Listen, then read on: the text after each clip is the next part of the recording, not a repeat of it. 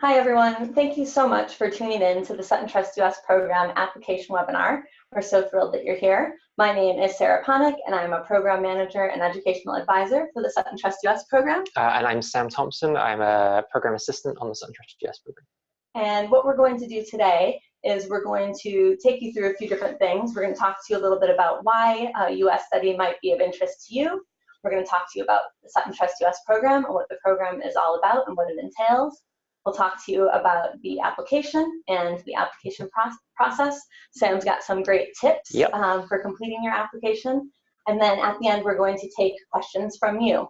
And the way that we will do that is through the Q&A feature that you see on your screen. So if you do have any questions, we ask that you hold those questions until the end, because it might be something that we answer in the first part of the presentation. But if there are any kind of technical issues throughout, if you are having trouble hearing us, or if there's something technical that goes wrong, feel free to use that Q&A feature to let us know so that we can get that fixed right away. All right, so let's get started.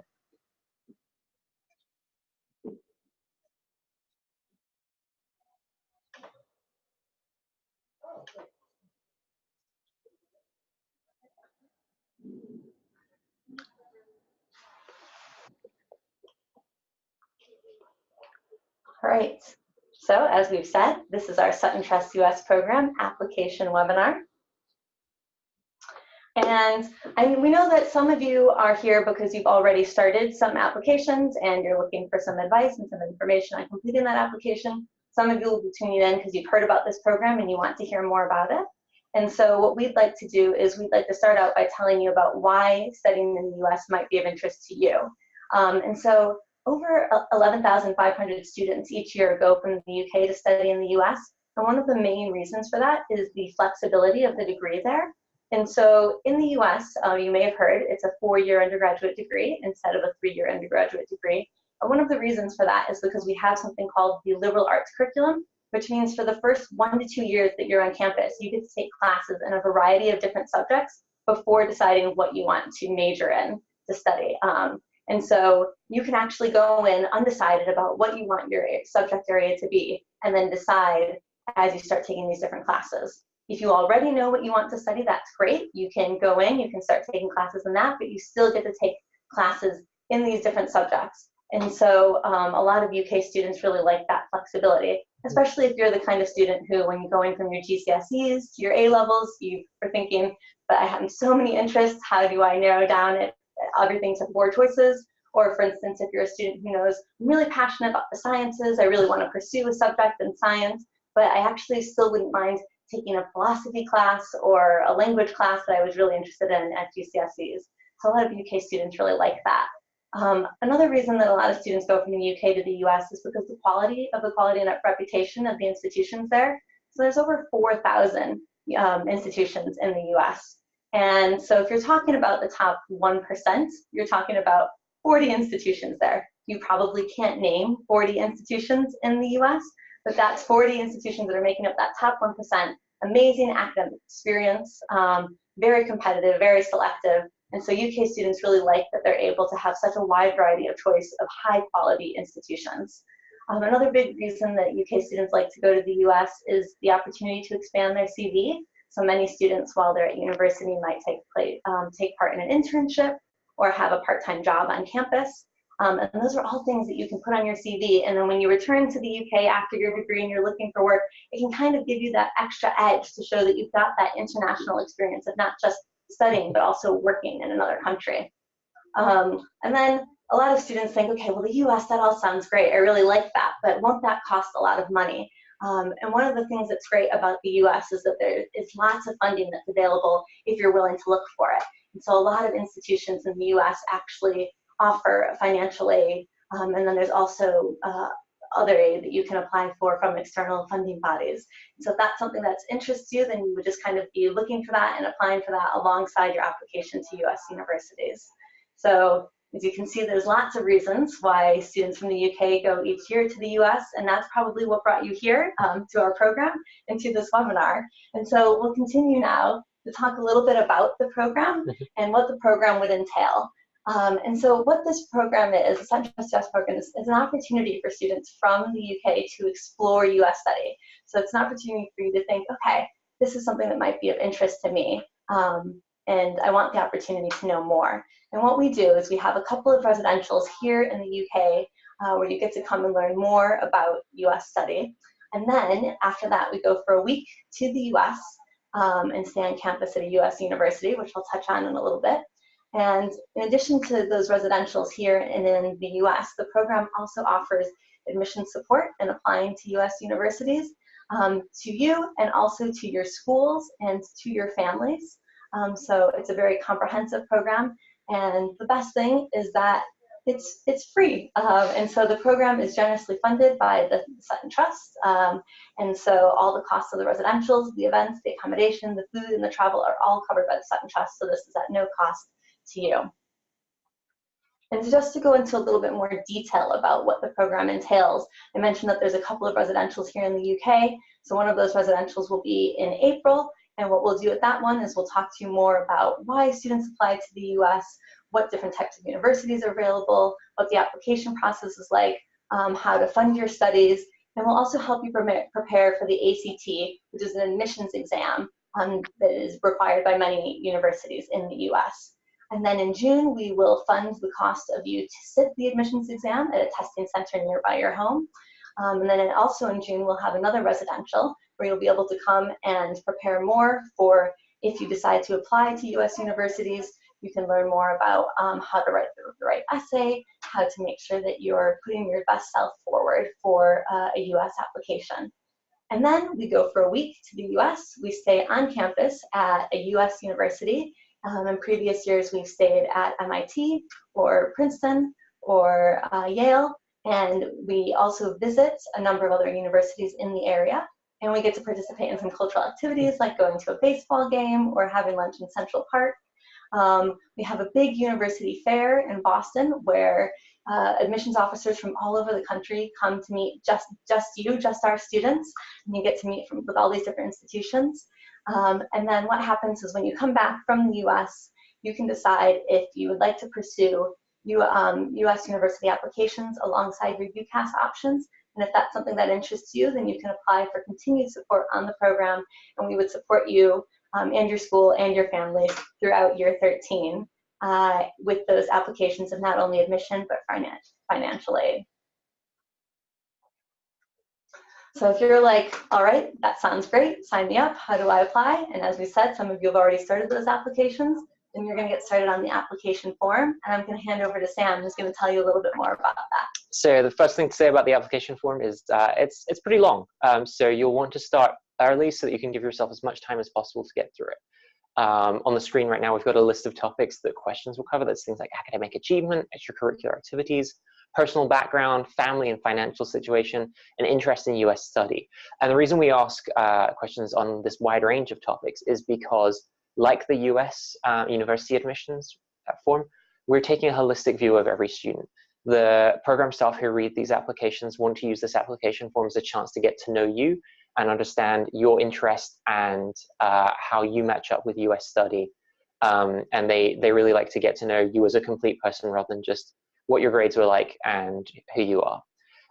In addition to this, we've got the short essay questions and video interview towards the end of the application. And these are really significant to your application because it's a chance to inject some personality into your application.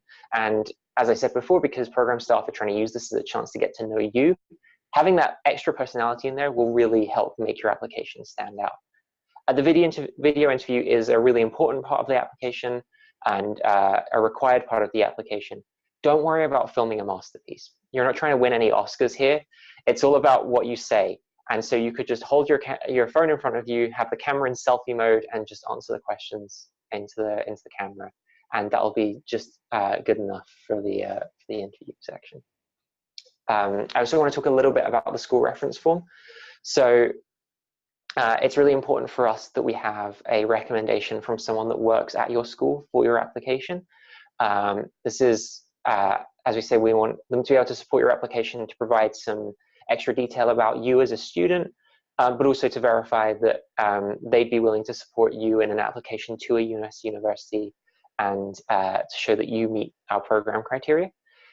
This can be anyone that works at your current school, and it's really important that it is your current school, because what their recommendation does is not only do they write a reference for you, but they also provide context about the school that you're in, and they tell us about your grade prediction. So it's important that it's someone that works with you. You might also find that it's best for your recommendation form to come from someone who knows you well, but would also be willing to give a fair and honest recommendation of you. However, it is important that this isn't a family member or a family friend. So you might want to take some time to sit down with one of your teachers or a form tutor or something and discuss with them some things that you'd like them to put in your reference, if there's anything specific that you'd like to go in there, but also to make sure that they've got the time to write a recommendation for you, because it's absolutely necessary to have this recommendation on the application for us to be able to accept your application to the program. I also wanted to talk about some more general tips for the application. Detail is king in this application. Give as much context as possible. If there's anything that you feel like could require some explanation, it's probably always best to include that explanation. Draft all your essays in Word first. This gives you a chance to use the spell checker in Word. It helps you keep abreast of your word count, which will be really important because all of the essays are very strict about their word count. It also means that you can keep them.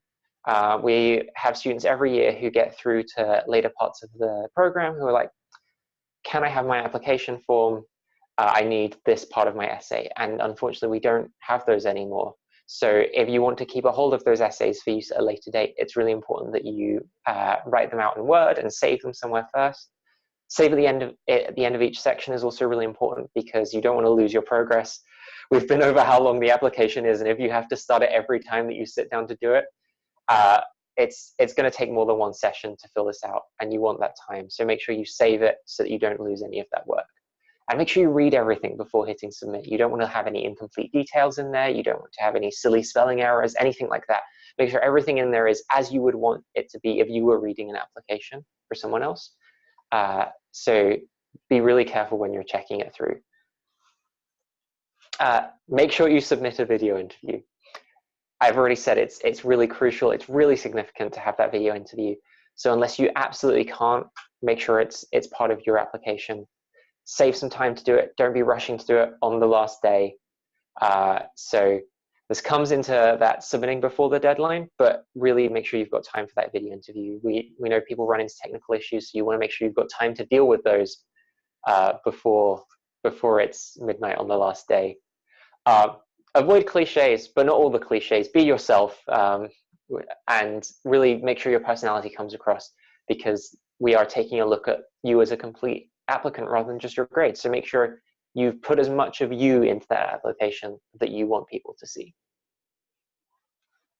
Great, thanks, Sam. No problem. So that all sounds good. We know a lot of you have started your applications, and you know the applications are due the 20th of January.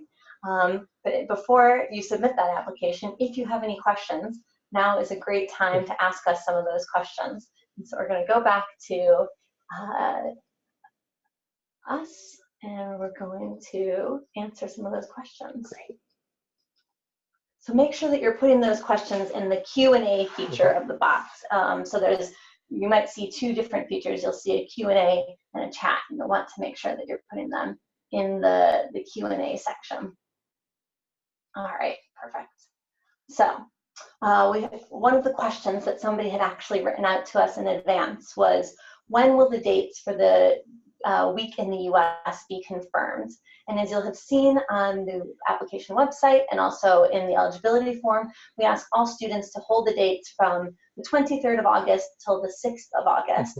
And the week to the US will be a week at some point during that time, but we won't be able to confirm those dates until about March or April time. And so it's really important that you are keeping that whole period free during that time.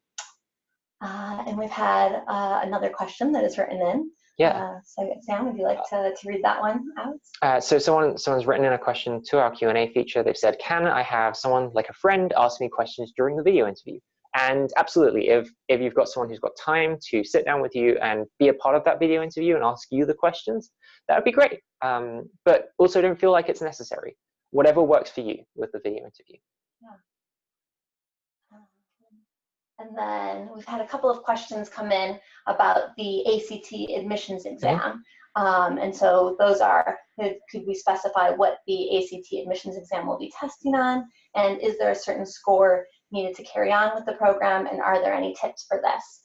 And so the ACT admissions exam will be testing you in a variety of different areas, mostly English, reading, math, and a little bit of science comprehension. And then there'll also be a writing section. And there's no need to worry about that now, because if you're accepted onto the program, we will be providing you with all sorts of information and preparation advice. We'll be helping you prepare for that exam, so don't stress. But you know, really we find that students in the UK, you know, with the education that you've had and then with the test preparation that we provide, if you really dedicate the time and the effort into it, that we find that students are able to do well on that exam. And then in terms of, is there a certain score needed to carry on with the program and any tips for this, that's something that we would talk more about when you join the program. And again, we wouldn't ask anybody to worry about that at this stage right now. So don't worry too much about that. All right. And so another question, we've got another question that's come in, and it actually ties into another question that we often receive. So somebody's written in, if I'm not accepted, are there any books that you recommend to prepare for the entrance exams? Which actually also ties in well with the question of, what if I'm not eligible for this program? Or what if I apply and I don't get in? Does my dream of studying in the US have to end? And we have a happy answer to that, which is your dream does not have to end. So the program is the Sutton Trust US Programme. It is funded by the Sutton Trust, and it is run in partnership by us here at the US-UK Fulbright Commission. And here at Fulbright, we provide free information and advice to anybody in the UK who is interested in studying in the US. So if you haven't already, we would highly recommend you check out our website at fulbright.org.uk, and that's Fulbright spelled with one L. And there's all sorts of information, free information on there that's available to you, and it will include information like, what are the admissions exams? How do you prepare for the admissions exams? And point you in the direction of resources that can help you prepare for those exams. We also offer things like seminars, free seminars that you can come and learn more about US study. We have an advising line, a phone line available on Tuesday and Thursday afternoons. We have an email line that you can email in questions. And we also have our USA College Day Fair, which is held in London at the end of September every year, which is a free event. And we have over 120 universities come from the US to the UK to meet students and their families from across the UK. And so definitely check out that information there. So I hope that helps answer that question. Yeah, someone's also asked, what is the importance of extracurricular activities on the application?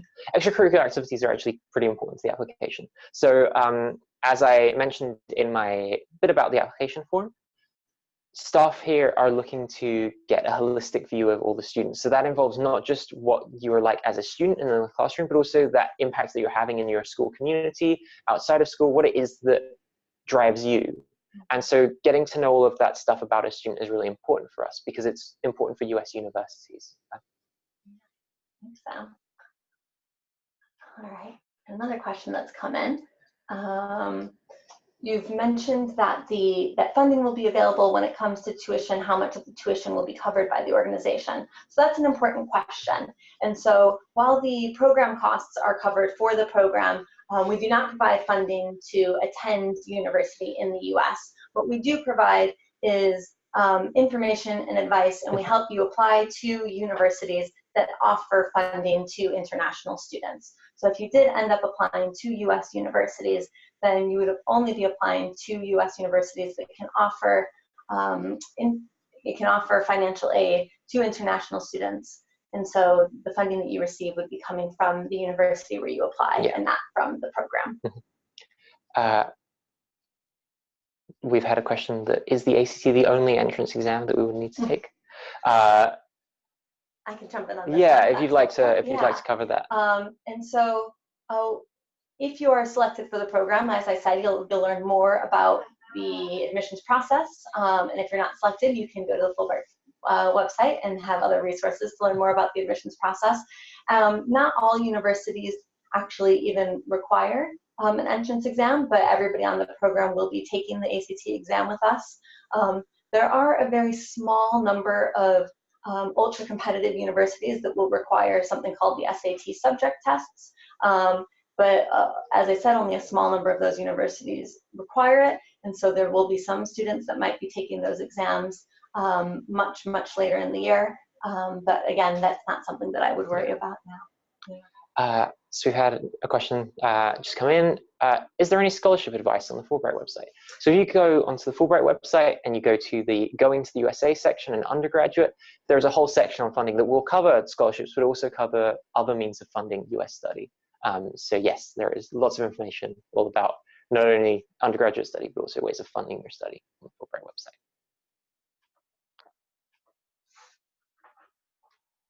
website. Some of the other frequent questions that we have are, what happens if you're not able to attend some parts of the programming, such as the residential in April? All of the residentials are mandatory for participation on the program. So if it happens to be that you can't attend the April residential and you know that at this point in time, it's probably not worth your time applying just because you would have to attend the April residential. But again, as we've said, there are other places that you can find support and advice if this just doesn't work out. And the reason for that is that we have a lot of information that we need to give you, and these residentials is where we do that. And so it's really important that you're able to attend all of these residentials so that we can give you all of that information, and missing even just one day of one residential would really be detrimental to you. And so it is a required part of the program to be able to attend all parts of the residentials. Yeah, this has just come in on the call. How many teacher references are needed? Can we submit multiple references? So only one is required for the application, and only one will be accepted. So if you have multiple teachers that you'd like to contribute to a reference, what you could do is say to the main recommender, you know, I would really like some of my teachers from other subjects to contribute, and they could go and ask them for their opinion on your work. Or you could even say, look, I've applied to this program, and my form tutor is writing my recommendation, but could you tell them about how great I am in your lessons, and things like that. So whilst you'd only be able to submit the one reference, there are ways of adding other voices into that reference. Yeah, absolutely. Thanks, Sam. Another question that we've had is how many applicants do you receive and how many are accepted roughly? So I can give some general numbers, which is that over the last couple of years, we've had about 1,000 applicants, and we've accepted 150 students each year to come with us to the US. That can vary from year on year, so there's no guarantee. We could have many more applications this year, and so it will just kind of depend, but that's what it's been the last couple of years. Another question that we've had come in is, where do we visit in the UK for the UK residentials in April and June? And those locations are still being confirmed. And so if you are accepted onto the program, then you will be notified of where those locations will be at that time.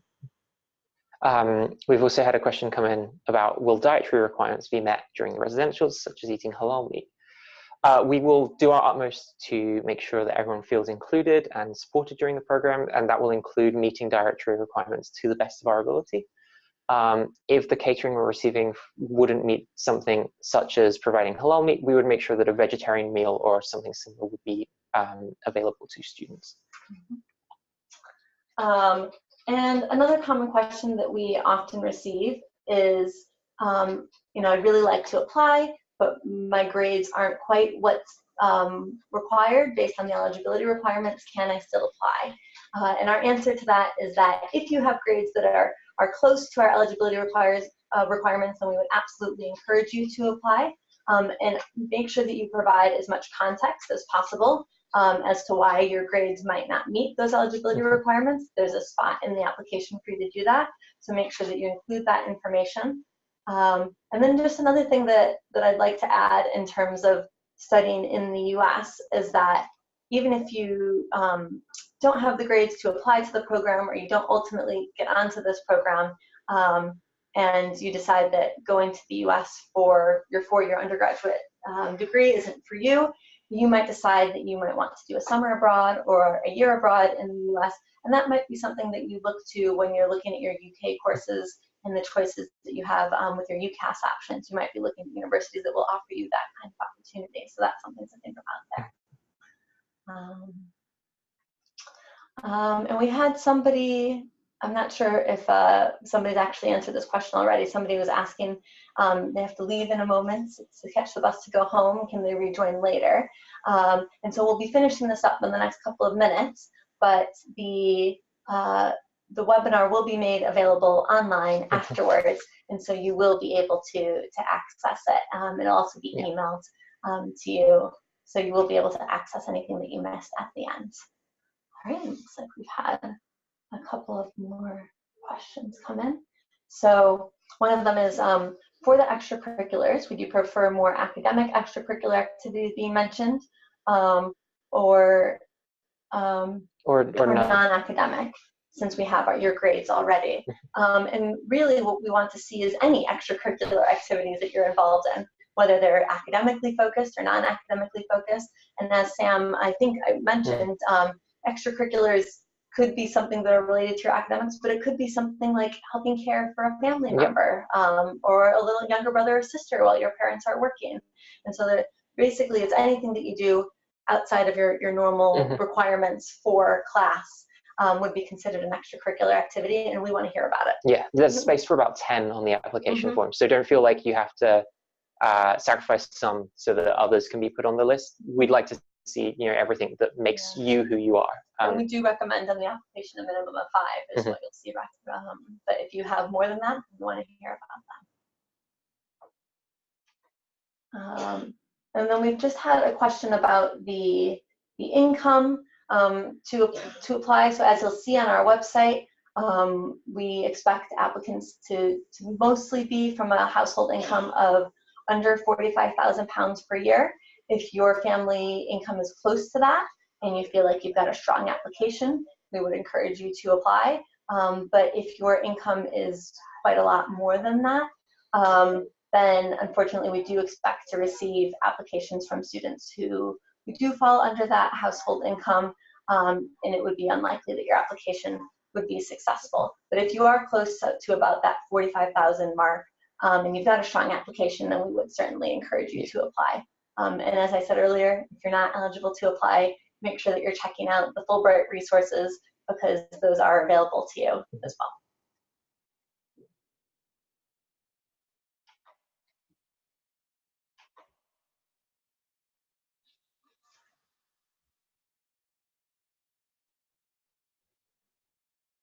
And so I think that we are coming towards the end of our time with the webinar, and so we thank you all for tuning in, and we really look forward to seeing those applications from you by the 20th of January.